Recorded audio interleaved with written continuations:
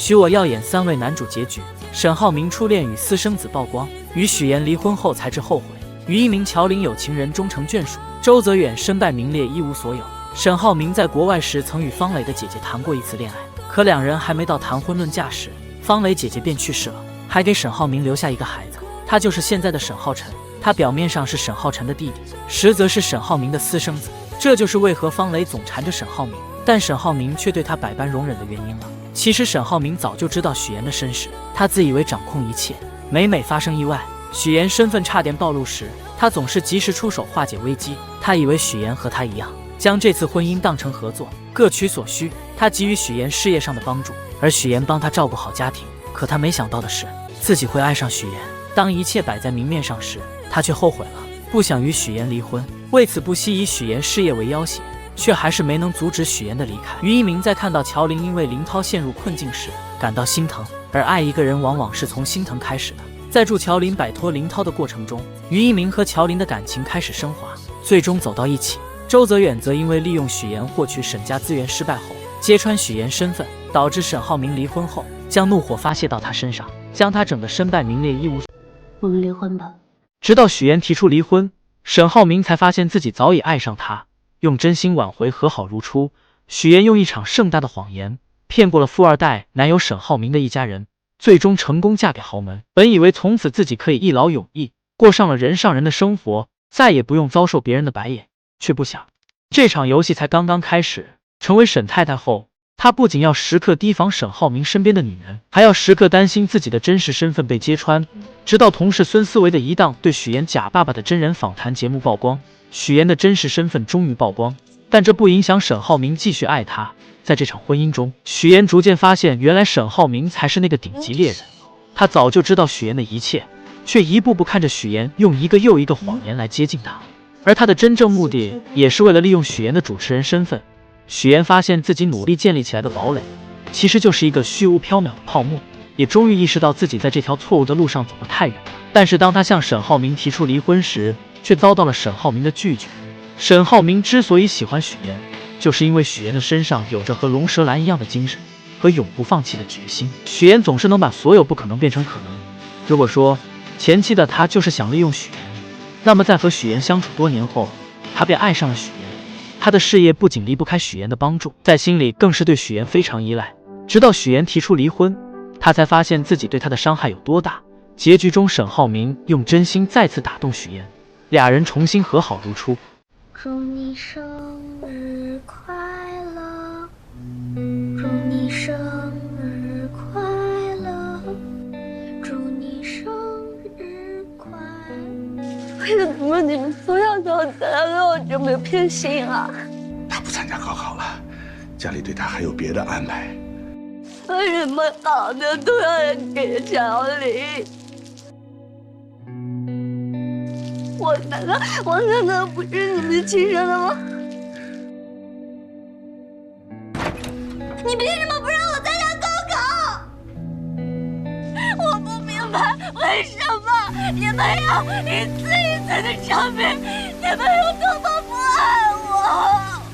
我为什么要成为你们的女儿？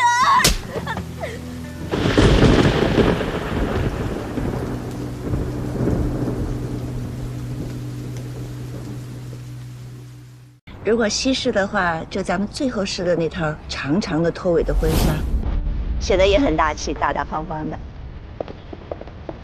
关键是看你自己喜欢哪套。乔妍，乔妍，妍妍，乔妍，你不是叫许妍吗？你们是什么人啊？我们是他爸妈呀。许妍，你得把话给我说清楚啊！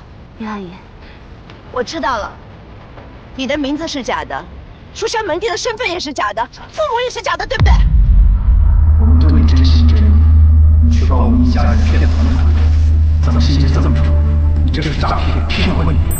诈骗，骗婚！乔妍，你这做了什么？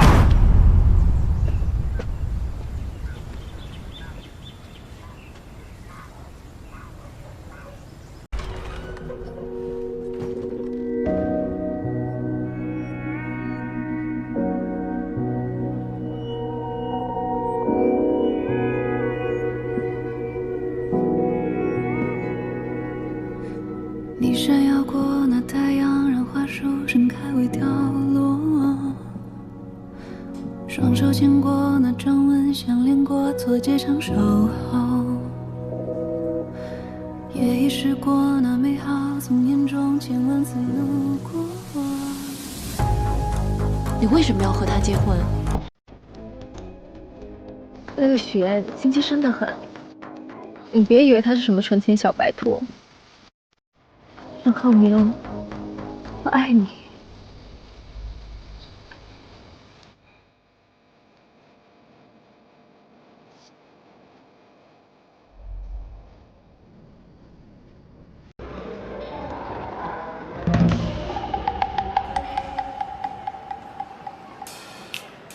于明，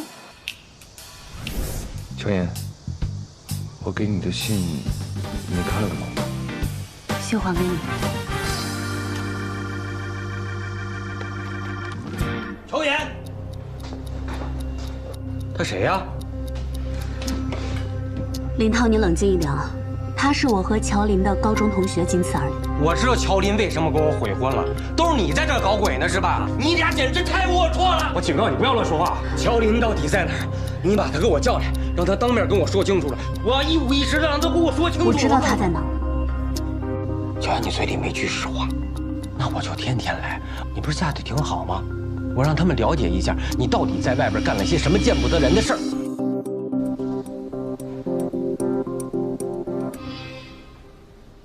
最近我关注到了一条新闻，一名已婚女子隐瞒婚史，请了几个人来冒充亲友举办婚礼，目的就是为了骗取男方的巨额彩礼。这不徐总婚礼吗？什么意思啊？许愿父亲，你好啊！我在调查这条新闻的时候，偶然发现高先生好像和许妍的父亲是同一个人。你放心，我的这个样片绝对真实，一定会让人终身难忘。高先生，您和许妍认识？认识，我们很熟啊。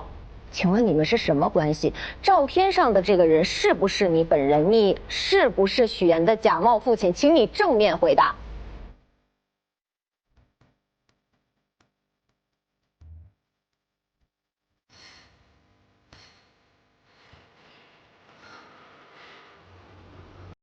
其实咱们可以考虑考虑，让他出国留学。是不是你向我爸妈告状，让他们送我出国？你来了，先是让我哥喜欢上你，然后又讨好我爸妈，结果没想到我不吃你这一套，然后你就想把我赶走，对不对？对。我告诉你，我是绝对不会出国的，不管你耍什么花招，我沈浩辰奉陪到底。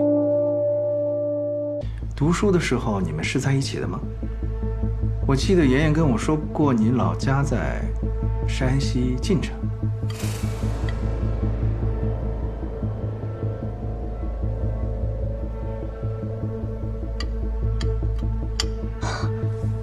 这记性挺好。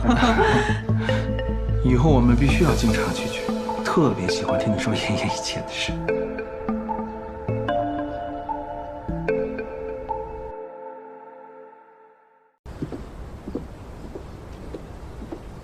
许小姐，请问卫生间怎么走啊？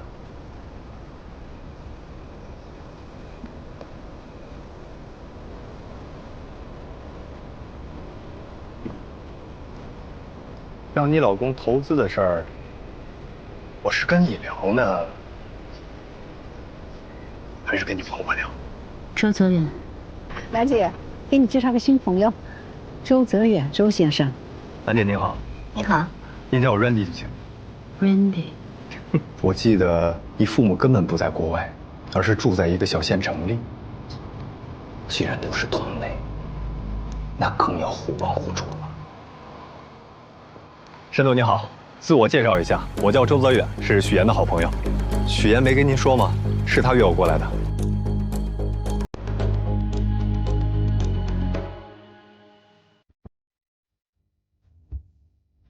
你们认识多久了？我跟许妍还是蛮有渊源。我们刚来荆州开始创业的时候就认识了。那认识很久了。而且我和许妍的家人特别熟，我经常跟叔叔阿姨聊天啊。我刚才是不是话说太多了？是不是给你添什么麻烦了？你老公会不会突然心血来潮，给他远在国外的岳父打电话呢？如果你还不配合我，我真的不能保证接下来会说什么。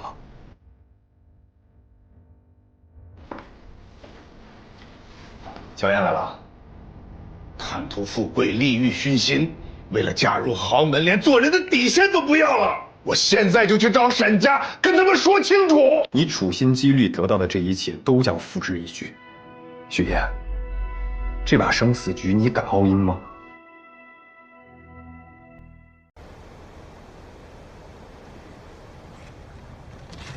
下午6点，龙舍兰见。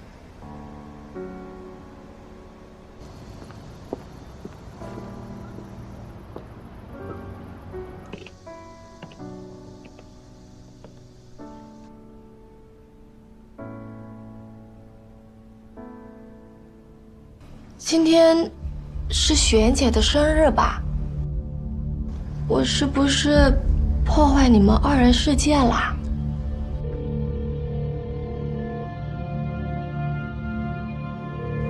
我们是有血缘关系的，我跟你原本就是真正意义上割舍不断的家人，为什么不能等等我呢？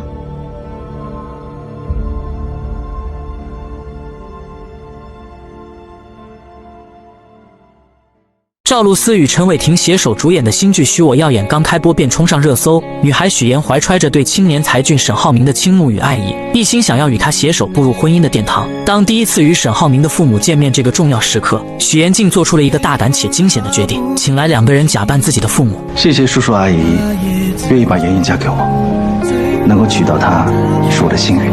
他精心策划着每一个细节，试图用这虚假的表象蒙混过关。见面现场气氛看似融洽，实则暗流涌动。沈浩明的父母本就心思细腻，在交谈过程中，逐渐对许妍父母的身份产生了怀疑。他们不经意间聊起许妍父亲所在大学的事情，试图从这细微之处寻找破绽。许妍察觉到危机，内心虽紧张不已，但表面仍强装镇定。他提前给那2位假扮的父母做了大量功课，不仅带他们熟悉学校的位置，还让他们了解周边饭店的情况。面对沈浩明母亲对父亲身份的追问，许妍灵机一动，称父亲是研究人员，因工作性质特殊，相关信息难以查到。为了进一步坐实父亲是外国大学教师的身份，他甚至让假扮者模仿真正大学教师的签名，并在沈浩明父母面前成功签下了一模一样的名字。一番操作下来，众人一律赞消，打算前往院子继续商讨婚礼事宜。然而就在沈浩明的母亲和许妍单独走在路上时，局势急转直下。母亲面色凝重，直接说出了一个惊人的消息：他们是你的亲生父母吗？感觉你跟父母之间不太熟。原来在吃饭时，他就发现了一个关键细节：母亲给许妍加的鸡蛋，许妍一口未动。他深知若是亲生父母，不可能不清楚女儿的喜好。就在那一刻，他对许妍父母的真实身份起了疑心。许妍听闻心中一惊，但很快又镇定下来，无奈之下只能编造另一番说辞。他声泪俱下地诉说自己的身世，称父母从小便离开他去了外国，自己一直跟着姥姥长大，基本没见过父母，也未曾感受到家人的关爱。这一次若不是因为结婚，父母根本不会回来。他表示自己是为了给对方留下好印象，才故意营造出家庭和谐的假象。沈浩明的母亲听后感同身受，她想起自己曾在沈浩明小时候出国打工，深知缺少家人陪伴的痛苦。就在这时，保姆前来有事相告，母亲安慰了许妍几句后便离开了。一波未平，一波又起，许妍刚松一口气，便接到了欢欢的电话。原来她从策划转变为活动主持人的申请又一次被驳回了。这对一直努力想要在事业上有所突破的许妍来说，无疑是一个沉重的打击。一切只是刚刚开始，这件事情还没有这么快下定论。到了晚上，许妍带着那2位父母来到酒店，她神色疲惫却仍强打精神，对他们说只要完成婚礼，任务就算完成。安排好父母后，许妍独自走进电梯。狭小的空间里，她终于卸下了伪装。用谎言构建的人生，我拼尽全力将它筑为堡垒。可是，在沙滩上，又怎么会有城堡？第二天，许妍如往常一样来到演播现场，她试图将昨晚的烦恼抛诸脑后，全身心投入到工作中。然而现实却并未如她所愿。主持人孙思维姗姗来迟，一见到身为策划的许妍，便摆出一副咄咄逼人的架势。他认为许妍只会在背后搞小动作，对许妍的工作能力百般质疑。他吐槽台词极度不通顺，抱怨请来的嘉宾一次比一次差，甚至对许妍提出的建议也充满敌意，觉得那是在挑战他的权威。你有那精力，还不如花心思怎么讨好我。这节目我说了算，我一句话就能滚蛋。许妍站在一旁，默默忍受着这一切。她心中委屈，却又无处诉说。在这个充满竞争与压力的职场环境中，她努力想要证明自己，却总是遭遇各种阻碍。而感情方面，她用谎言编织的爱情之网，也不知何时会突然破裂。赵露思新剧刚一开播，便让人知道了什么才是职场的霸凌。许妍这位怀揣着梦想与热情的职场人，在公司的舞台上奋力拼搏。他答应来了。三木老师很有兴趣，说要看一下整个时间的。那就是没有谈好了。然只因他未能请到公司心心念念想要邀请的人物，公司便立刻翻脸不认人，以他的节目收视率持续走低为借口，毫不留情地发出威胁，若是下次收视率继续下滑，便准备将他辞退。这突如其来的打击狠狠地砸在许妍的心上。许妍虽满心疲惫与委屈回到家中，但她并未选择沉沦，于是她强打起精神，准备继续投入到工作中。就在这时，男友沈浩明的出现如同一束光照进了他略显灰暗的世界。沈浩明竟直接拿出了公司想要邀请的三木老师的联系方式，这无疑是一个巨大的惊喜。你怎么会知道我的工作安排？因为在你那边有我的信任。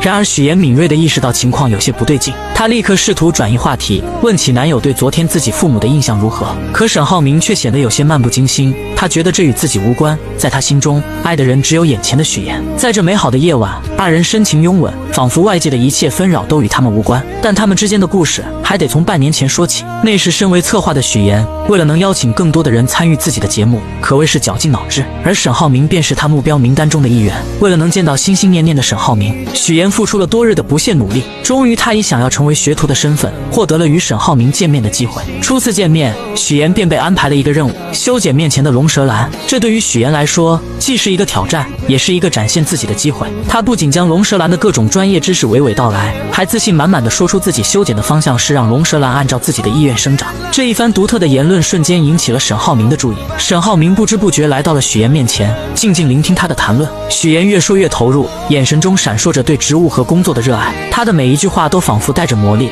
让沈浩明对这个女孩产生了浓厚的兴趣。这时沈浩明话锋一转，提到了许妍的工作。明天来上班吧。不过你来我这儿，那你的工作怎么办，徐小姐？原来他早已暗中调查了许妍的身份，得知许妍为了接近自己，竟学习了如此多的知识。刚刚的一番话更是让他刮目相看。不过沈浩明依旧态度坚决，不想接受任何形式的访问。就在他准备转身离开时，许妍拿出了自己精心准备的礼物，著名的植物学家伊丁老师亲自制作的剪刀。这把剪刀不仅是一件珍贵的工具，更是许妍诚意的象征。沈浩明这才发现，眼前这个女孩真的做足了功课。或许是被许妍的真诚所打动，沈浩明也拿出了一份礼物回赠。许妍满心期待地打开，发现竟是一瓶桂花蜂蜜。本以为这只是个意外的许妍，却从沈浩明的口中听到了关于自己的事情。原来沈浩明关注到了他发在网上的文章，文章中许妍表达了对外婆做的桂花酱的喜爱，于是沈浩明便送上了这瓶桂花蜂蜜。这份细心与体贴让许妍心中涌起一股暖流。第二天，许妍像往常一样来到公司，然而职场的风云变幻从未停歇。刚一坐下，同事便不怀好意地凑了过来，又一次问起了有关沈浩明的事情。许妍此刻还没有任何新的消息，只能无奈地应付着。同事的追问让她有些喘不过气来。好在同事离开后不久，许妍接到了沈浩明的消息，让他来金达集团找她。这消息让许妍的心情瞬间明亮起来，她精心打扮了一番，怀着期待的心情前往金达集团。然而命运似乎总爱开玩笑，当许妍终于见到日思夜想的沈浩明时，意外却突然降临。由于连日的劳累加上感冒，她的身体早已不堪重负。刚一见到沈浩明，一阵眩晕感便袭来，她眼前一黑，竟直接晕倒在了沈浩明的身上。身为一名普通打工者的许妍来到了沈浩明所在的公司，然而刚刚见到沈浩明的时候，许妍便因连日的劳累与身体的不适，直接晕倒过去。当许妍在医院缓缓睁开双眼，映入眼帘的是沈浩明那略显疲惫却满是关切的脸庞。原来是沈浩明亲自将他送到了医院，生怕许妍有个三长两短。此刻看着正在处理消息的沈浩明，许妍心中满是感动，她轻声说道，想让沈浩明先去忙自己的事情，不必一直守在他身边。是我把你叫出来的，我当然要负责到底了。等你退烧了，我还要接受你的采访。随后沈浩明更是贴心的为许妍拿来了水，小心翼翼的将水递到她嘴边。注意到许妍手上的伤口，他也找来创口贴为她贴上。在这温馨的氛围中，二人的关系悄然发生了变化，如同春日里的花朵，逐渐绽放出恋人的芬芳。然而幸福的时光总是短暂的，在职场中遭受过霸凌的许妍，怎么也没想到自己竟会又一次陷入被欺负的境地，而这次施压的竟是男友沈浩明的母亲于阿姨。这一天，许妍出于礼貌来到于阿姨家中拜访，她小心翼翼地为于阿姨倒茶，还贴心地给她的朋友们让座。可于阿姨和她的朋友们却并未领情，不仅没有一句感谢，反而是一顿冷嘲热讽。我们家布丁啊，就是个傻狗，除了长得好看，啥也不是。许妍强忍着心中的委屈，默默承受着这一切。这时佣人前来更换水果和水壶，许妍见状便主动上前帮忙，二人一同来到后厨。佣人看着许妍，忍不住说道：“许妍和其他人不太一样。”许妍微微一愣，佣人接着又说：“头发这么毛躁，和其他人顺滑的头发差远了。”许妍心中一阵酸涩，却只是勉强笑了笑。就在这时，于阿姨突然来到后厨，许妍本以为她会留自己下来吃晚饭，没想到于阿姨却冷冷地说：“去会所把晚上需要的菜拿回来。”说完便又约许妍周六上午二人见面好好聊聊。许妍这才意识到自己与这个家庭之间有着一道难以跨越的鸿沟。回到公司上班的许妍来到主任的办公室，将下一期的策划书交给了他。本想着尽快离开的他，却被主任拦了下来。昨天还嚷嚷着要开除许妍的主任，此刻却换了一副面孔。他一脸诚恳地说自己对他期望很高，让他先做节目策划是为了镀金，为以后当主持人做准备。许妍心中燃起了一丝希望，可主任接下来的话却如同一盆冷水，浇灭了他刚刚燃起的火焰。原来这一次的主持人申请被驳回了。许妍为了这个美食节目付出了太多，她不仅自掏腰包，很多时候还要亲自参与节目的制作，从策划到执行，每一个环节都倾注了她的心血。可如今却换来这样的结果，她愤愤地离开了办公室，心中满是失落与不甘。就在这时，许妍接到了于阿姨打来的电话。吃饭的地点跟时间我都发你手机上。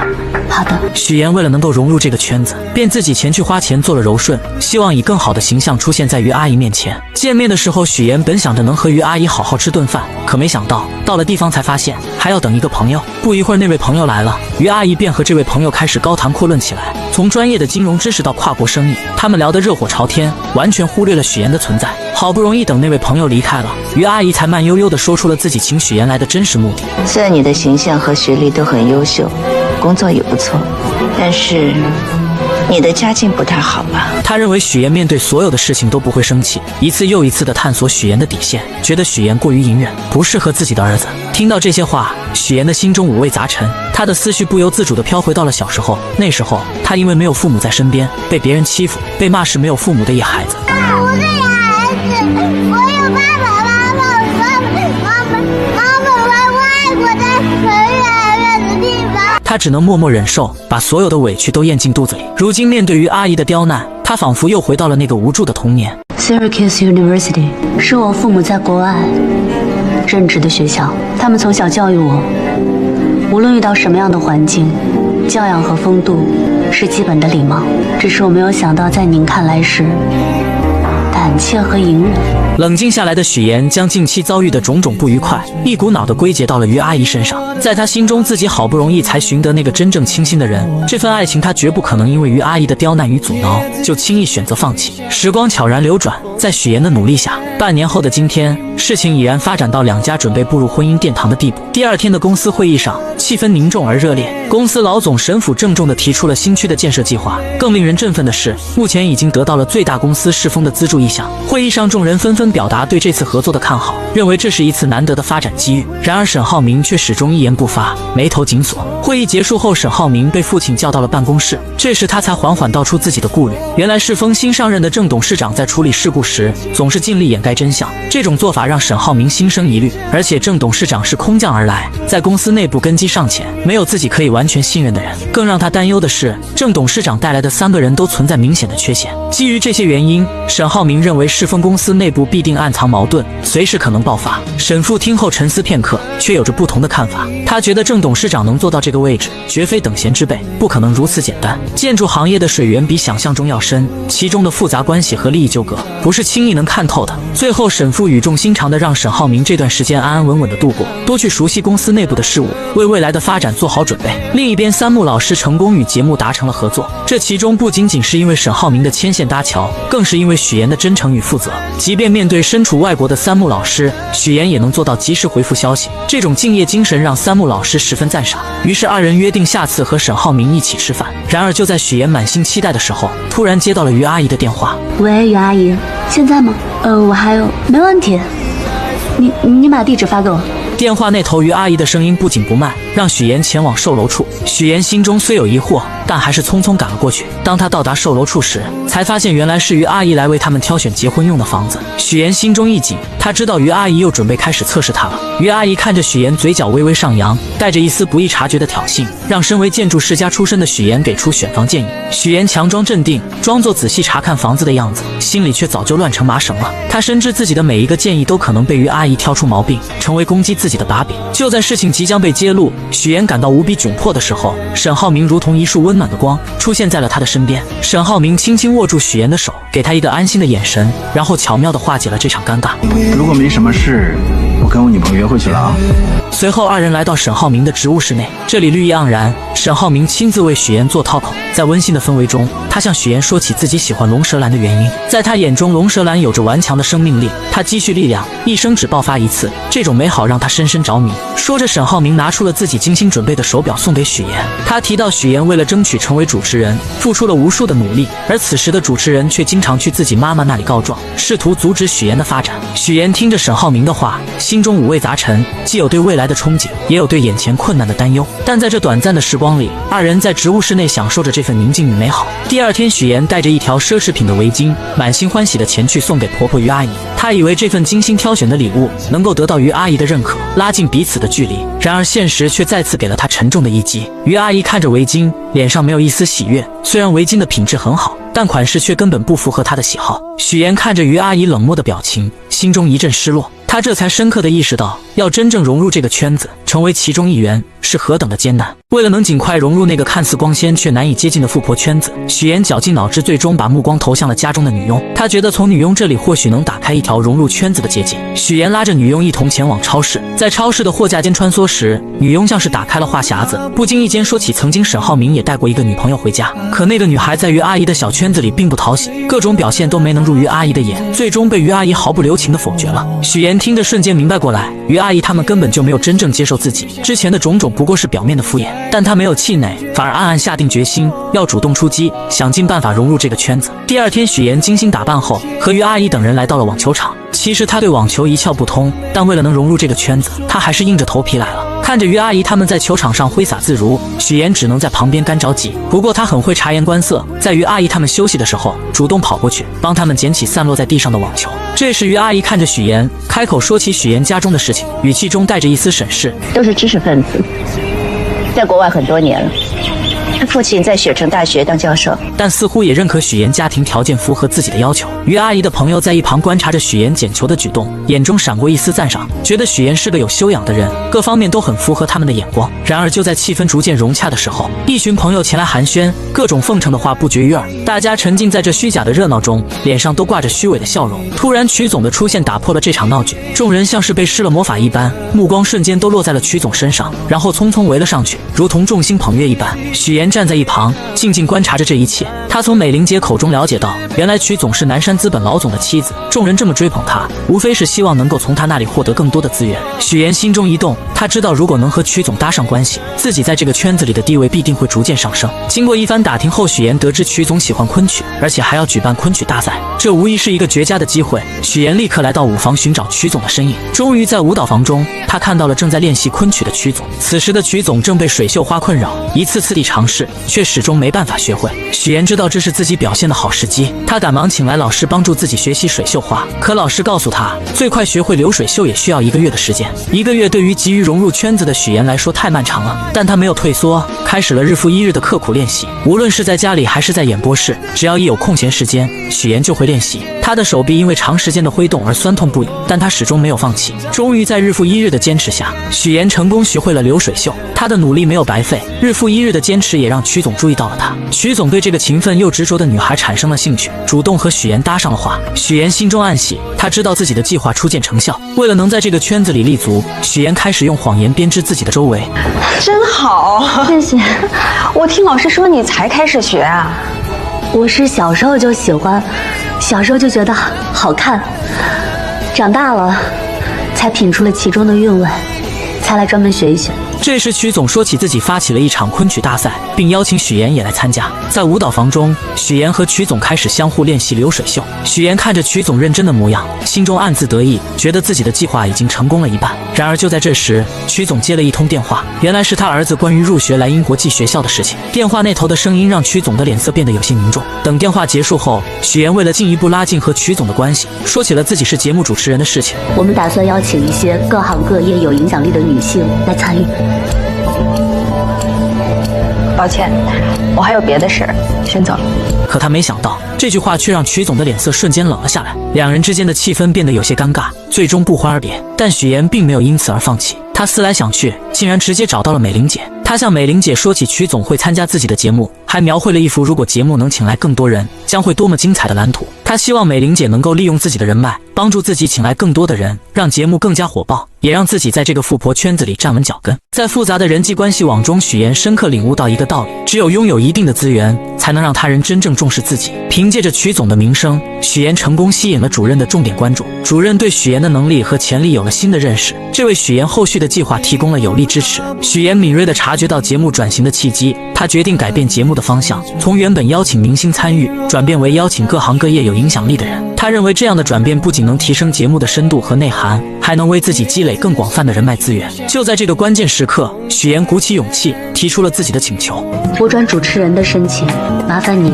再提交一次。我给你这个机会，放手做去吧。为了确保计划顺利实施，许岩早早地来到舞蹈房等待曲总。他深知曲总一开始并不想参加节目，但他早有准备。当他拿出精心准备的嘉宾名单时，曲总才恍然大悟，原来许岩举办的这次节目是专门为他量身打造的。名单中不仅有莱茵国际学校的校董，还有其他各行各业的精英人士。许岩心里清楚，对于这些富婆来说，结识有影响力的人并不难，但通过节目自然而然地成为朋友，建立起深厚的情谊，才是对他们百利而无一害的事情。许岩趁热打铁，进一步阐述自己的计划。他表示会为曲总准备专门的昆曲展示节目，借助节目的影响力，将昆曲这一传统文化艺术更好地宣传出去。同时，他还主动提出可以亲自为曲总主持这次昆曲节目，展现自己的专业能力和诚意。这一系列精心设计的条件，终于打动了曲总。曲总权衡利弊后，决定参加这次活动。活动当天，现场气氛热烈非凡。许岩凭借出色的主持能力，将整个活动流程安排得井井有条。节目大获成功，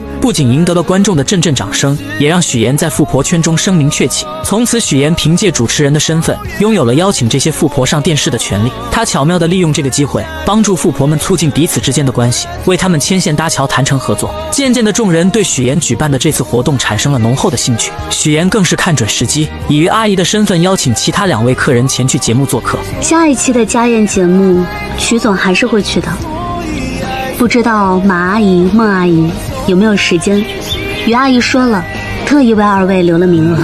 得到这个好消息的朋友们兴奋不已，立刻回去着手准备相关事宜。等到众人走后，于阿姨才意味深长地说起将人情推在自己身上的事情。她心里明白许岩这丫头不简单，开始对这个原本并不起眼的姑娘产生了浓厚的兴趣。节目的爆火给许岩带来了意想不到的收获，她不仅成功成为了主持人，还吸引了众多赞助商的目光。之前的赞助费用与现在相比，简直不可同日而语。然而就在许岩信心满满地前往化妆间时，之前的主持人找上门来。这位主持人认为许岩抢走了自己主持人的位置，心中充满了怨恨。他怒火中烧，对着许岩就开始攻击，声称许岩是靠着富2代男朋友才走到今天的地位。面对这些无端的指责和闲言碎语，许岩根本不想争论，他深知无需过多解释，于是他匆匆离开了化妆间。他刚进来的时候，我明明记得说他家里只有一个老婆。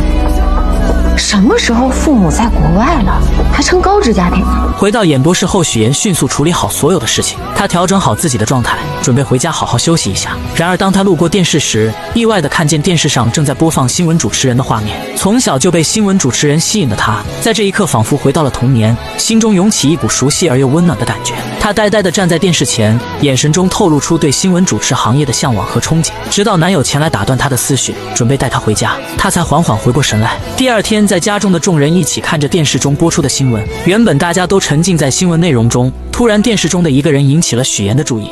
你是山西人是吗？推动城市建设，提升道路狭窄，对，基础设施。那个大云县你去过没有？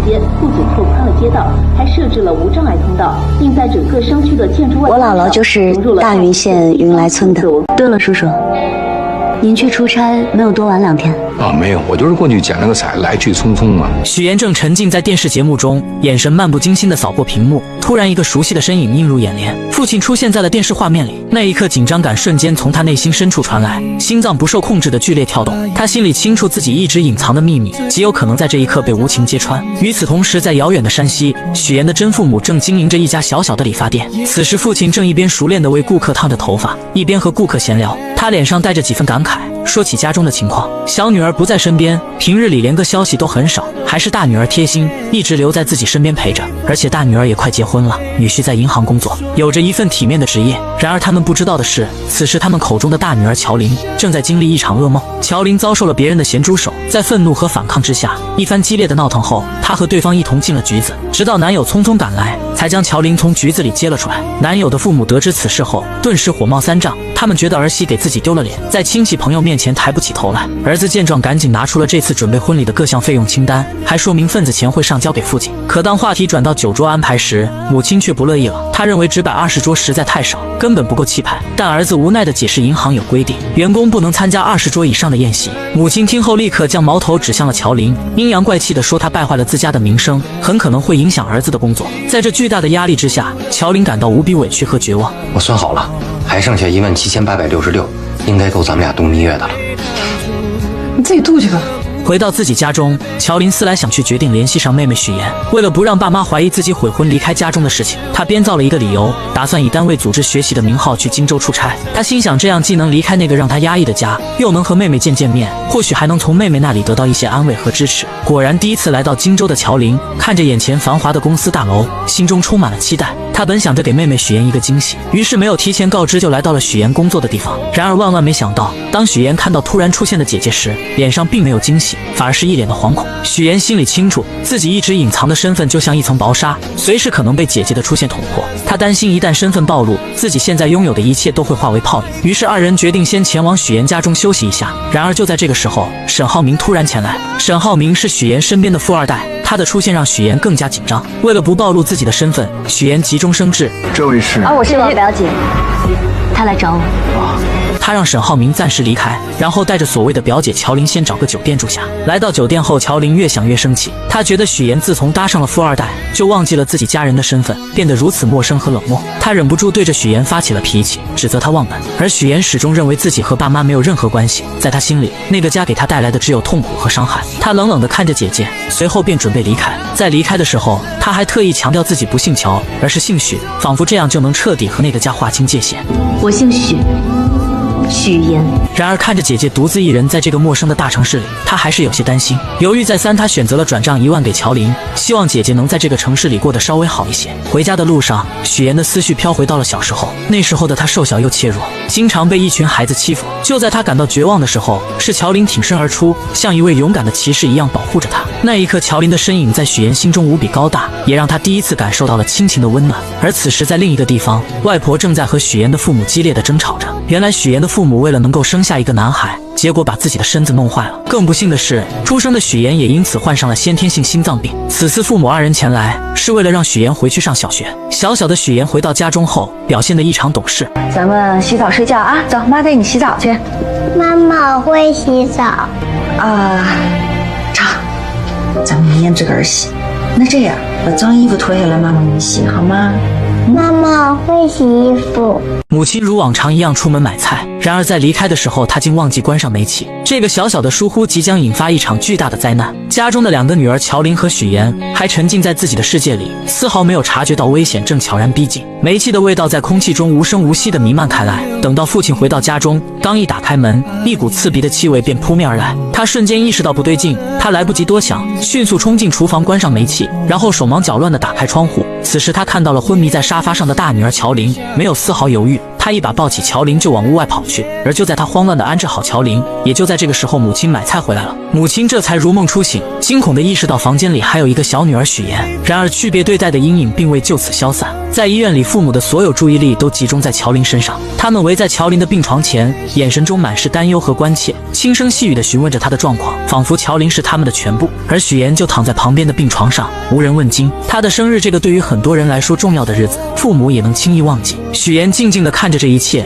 心中五味杂陈。他第一次如此深刻地意识到自己在这个家里是如此的格格不入。时光匆匆，许岩步入了高3这个关键的人生阶段。对于很多孩子来说，高考是改变命运的契机，是通往未来的桥梁。然而对于许岩而言，这座桥梁却似乎被无情地截断了。父亲来到老师办公室，与老师商议着不让许岩参加高考的事情。许岩偶然间听到这个消息，他的世界瞬间崩塌。他不顾一切地冲进办公室，眼中满是愤怒和不甘，大声指责父亲的行为。在众人的注视下，父亲和许岩来到楼下。父亲看着情绪激动的女儿，终于说出了原因。原来家里经济拮据，没有足够的钱供养2个大学生上学。在父亲的心中，姐姐乔琳应该去上大学，改变家庭的命运，于是只能让许岩留在县城找工作。许岩听着父亲的话，心中的委屈如潮水般翻涌。他终于鼓起勇气，说出了父母偏心的事实。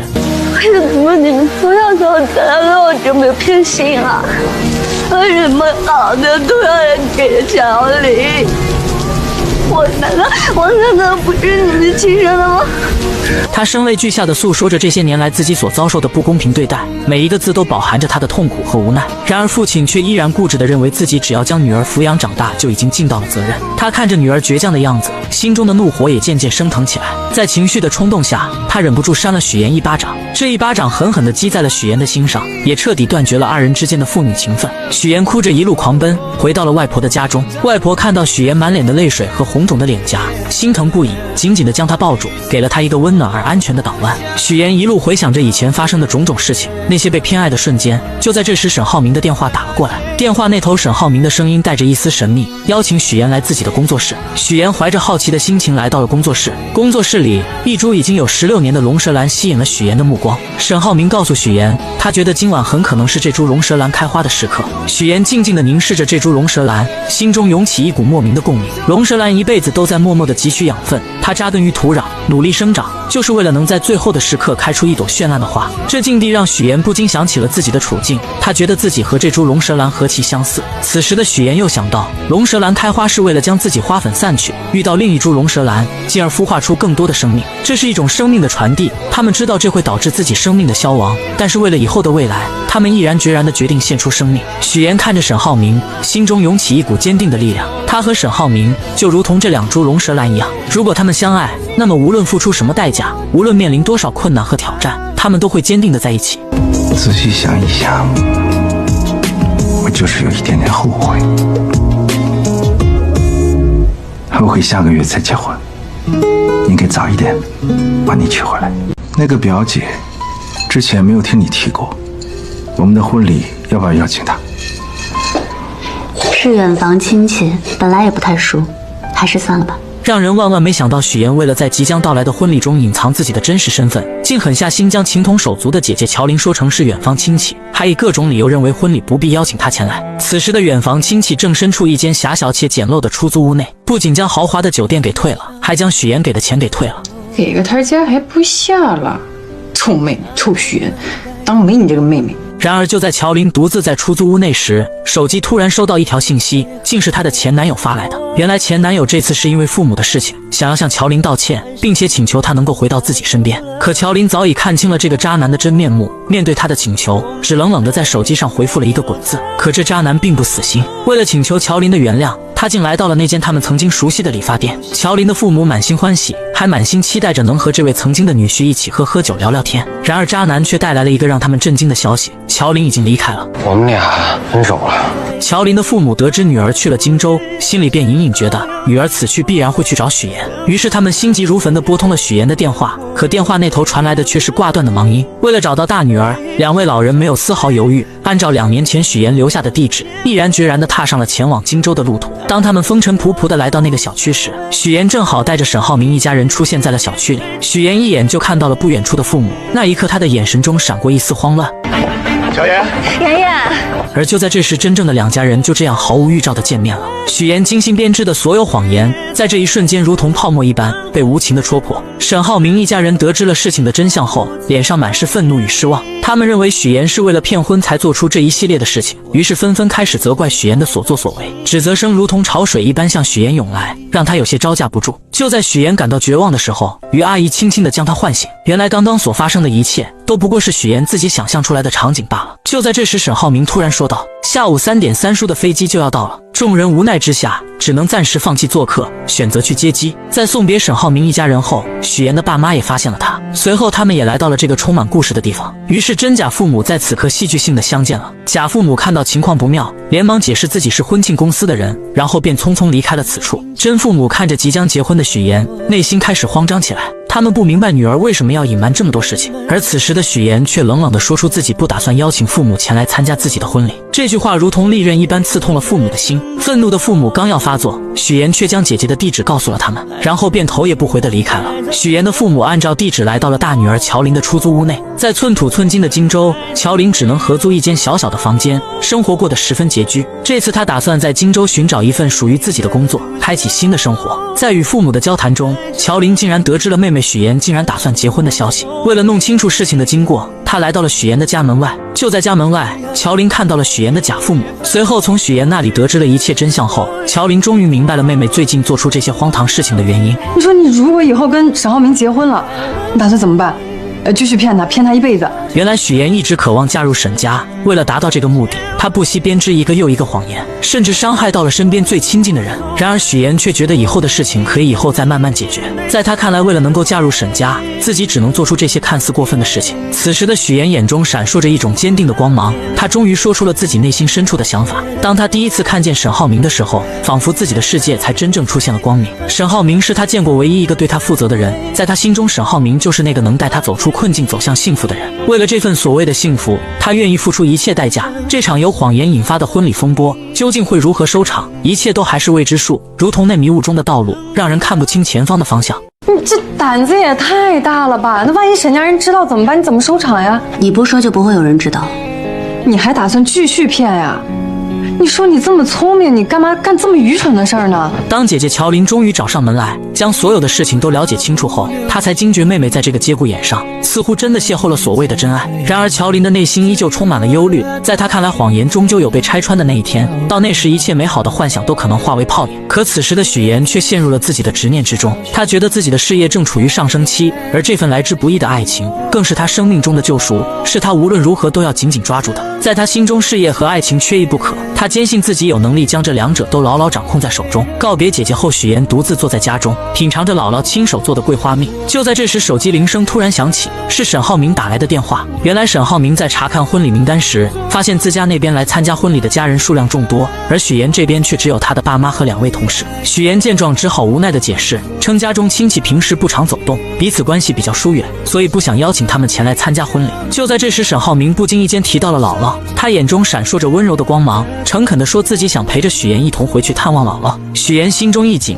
她深知如果沈浩明一同前往，自己的谎言将会彻底暴露。于是她急中生智，以公司业务正处于关键时期，需要她亲自处理为由，巧妙地拦住了沈浩明。挂断电话后，许妍陷入了沉思，她绞尽脑汁地思索着该如何继续圆这个谎言。就在这时，母亲的电话打了进来。母亲在电话那头鼓起勇气说，自己毕竟是许妍的父母，无论如何都想要参加女儿的婚礼。然而没等母亲把话说完，许妍便心急如焚地挂断了电话。为了防止再次出现类似的意外，她迅速将电话备注中原本的妈改成了母亲的真实姓名。经历了这场电话风波后，许妍决定搭乘大巴车回到那个熟悉的姥姥家。当大巴车缓缓停下，高叔开着那辆3蹦子前来接她。坐在3蹦子上，许妍才真切地感觉到自己回到了家乡，回到了那个充满温暖和回忆的地方。3蹦子一路颠簸前行，终于停在了姥姥家的小院前。许妍迫不及待地走进院子，一眼就看到了正在忙碌的姥姥。姥姥正站在凳子上，小心翼翼地摘着桂花。许妍心中一酸，赶忙快步上前，轻轻扶着姥姥从凳子上下来。随后她挽起袖子，帮助姥姥采桂花。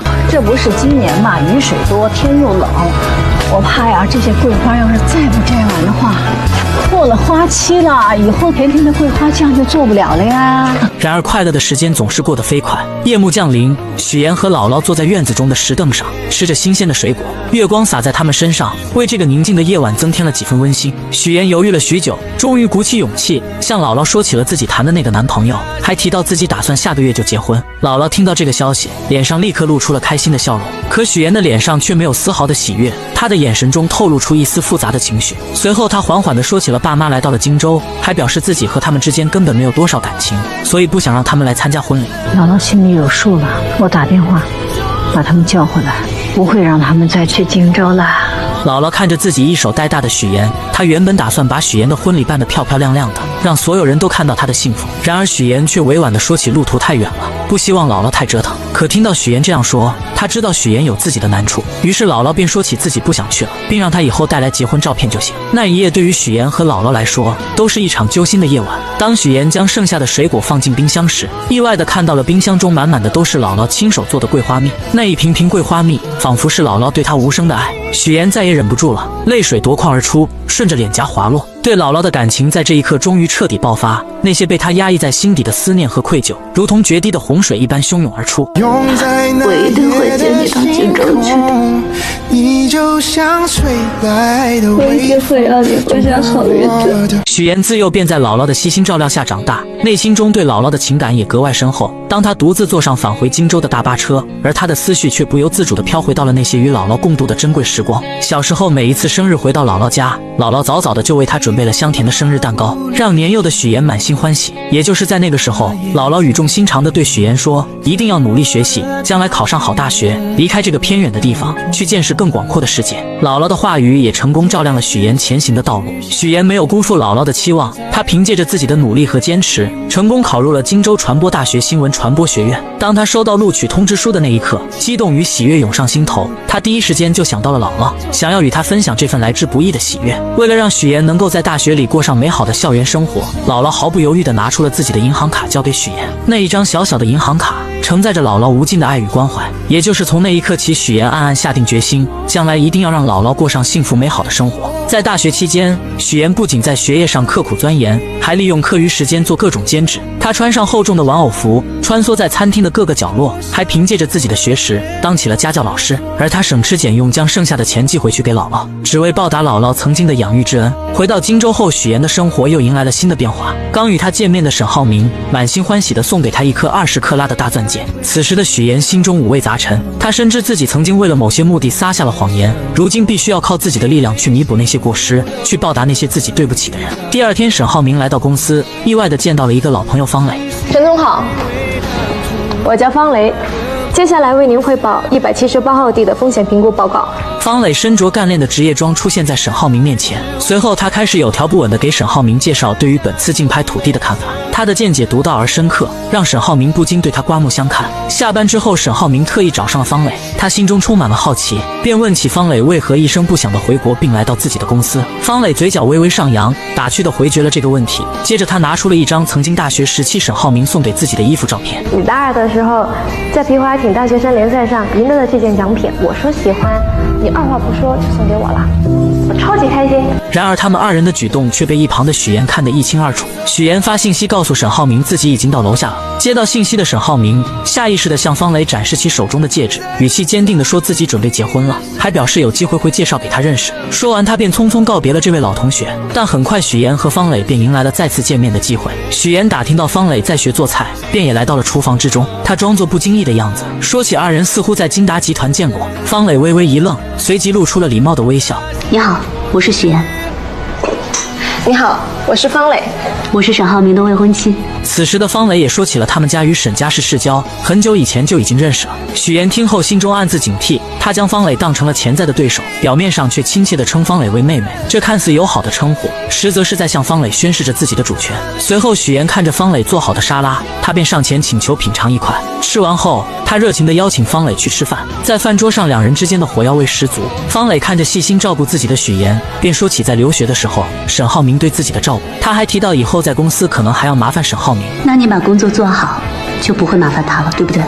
眼看在言语上似乎占不到上风的方磊，便说起了许妍这么漂亮，和沈浩明即将要结婚，自己准备给二人当伴娘。在这场爱与较量的复杂乐章中，许妍、沈浩明和方磊三人之间的关系错综复杂，他们的故事有将会如何发展？在众人期待的目光中，许妍身着一袭洁白如雪、精致绝伦的婚纱，宛如从童话中走出的公主。她手捧着馥郁芬芳的鲜花，缓缓地朝着站在台前的爱人沈浩明走去。此刻，沈浩明身着笔挺的黑色西装，眼神中满是深情与期待。当许妍终于走到他身边，两人相视一笑，随后他们一同挽起手臂，迈着坚定而又和谐的步伐，一步一步走向那象征着永恒与幸福的婚姻殿堂。在众人的瞩目下，他们来到了台前，司仪面带微笑开始主持这场神圣的仪式。许岩和沈浩明在司仪的引导下，缓缓伸出双手，交换着那承载着彼此承诺与深情的婚戒。当两枚婚戒稳稳地戴在对方的手上时，仿佛时间都为之静止。紧接着，在这幸福洋溢的日子里，他们相互拥吻在一起。台下的众人被这温馨浪漫的一幕所感染，纷纷响起了热烈而持久的掌声，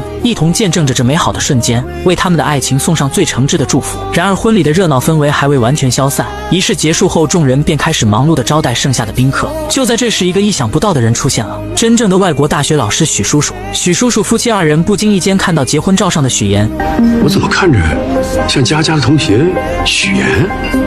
是有点像啊，是他吧？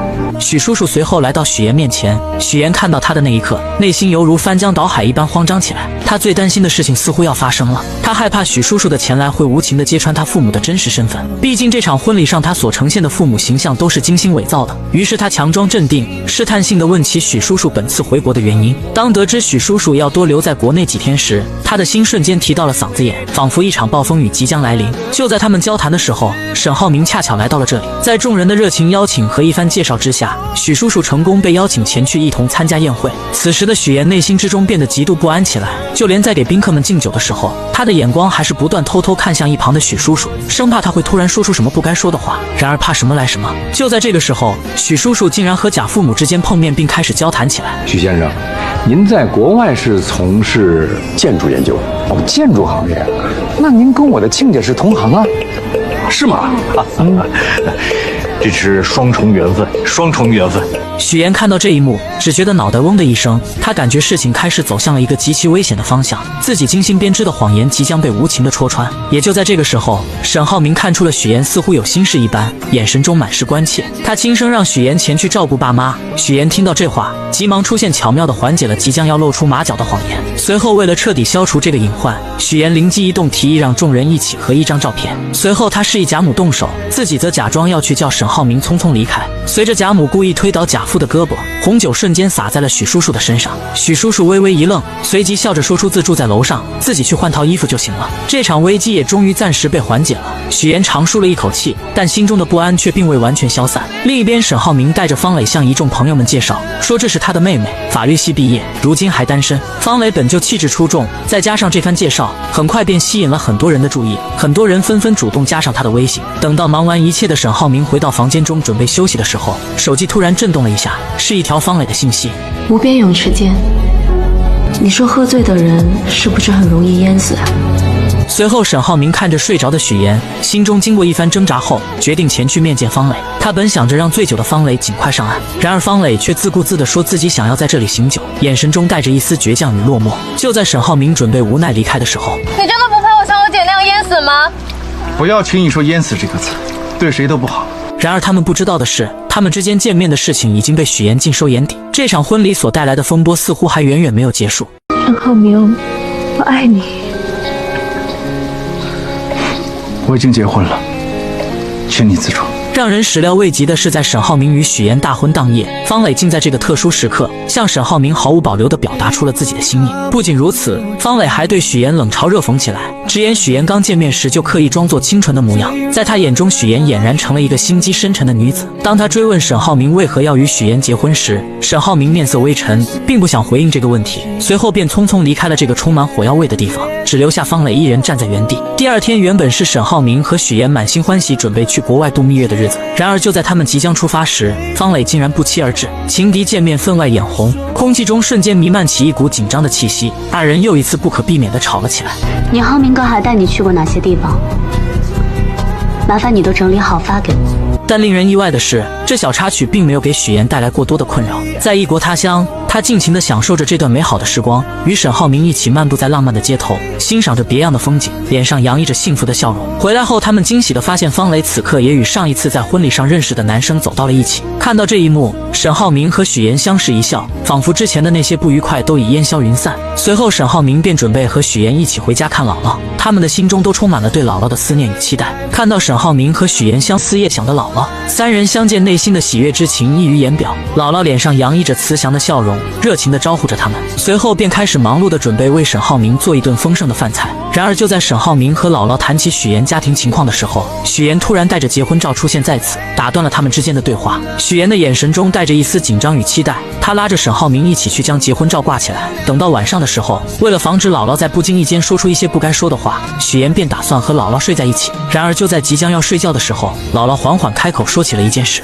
你爸爸前一段时间身体不太好，到医院去检查，检查报告出来了，说他肺上有肿瘤。